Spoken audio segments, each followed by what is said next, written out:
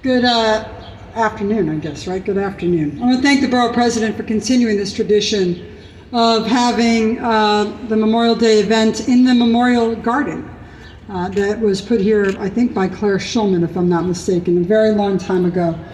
I want to thank the Borough President for continuing in this tradition. I also want to thank the two council members. You know, these are two council members who were civic activists and very involved in their community. And they made the jump to elected official, which is not always the easiest jump to make. And I think that Councilmember Holden and Councilmember Ariola have made that jump well and effectively. And that's an important thing to look at when someone comes from the grassroots community organizations and then is able to bring that experience to make it an effective leadership role as an elected official. So congratulations to both of them, and thank you for the work that you do.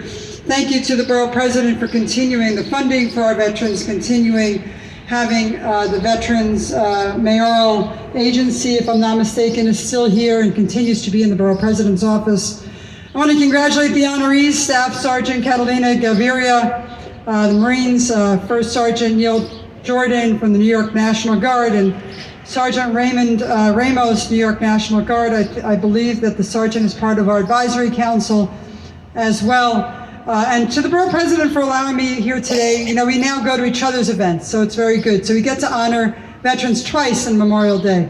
I know he's coming to mind tomorrow, if I'm not mistaken. As you know, when I was the Borough President, we created, I was a council member 30 years ago, or 20 years ago, I'm not that old. 20 years ago, when I put money in for the Vietnam veterans of Queens County at Elmhurst Park. We're doing our event tomorrow, and I know the Borough President always stops by. And I am very proud of that event, that memorial.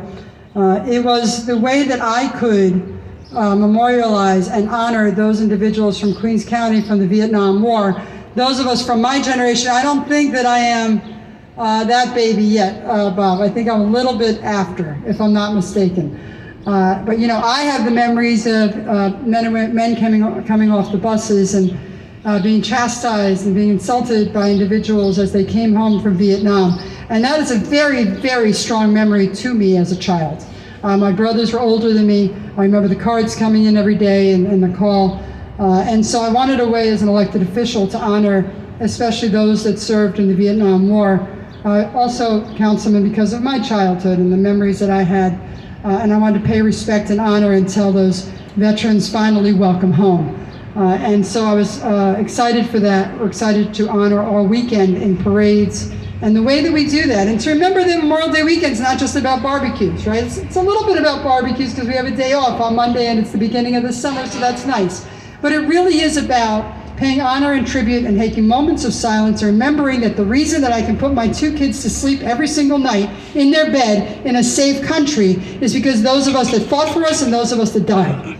And so I want to take a second to remember that. And Councilman and Borough President, you may be happy to hear, we also have the Veterans Treatment Court, you know, and the District Attorney. We hold people accountable for their actions. Sometimes being accountable means jail. Sometimes being accountable means getting services. Sometimes being accountable needs to remember that people have PTSD, those that fought for our country, and when they come home, they should get diversion in our treatment courts, and we should make sure that they get a start again, and to make sure that when we're talking about accountability, remember that they fought for our country and they bring home with them that experience. And we are all a result of the experiences that we have had in life.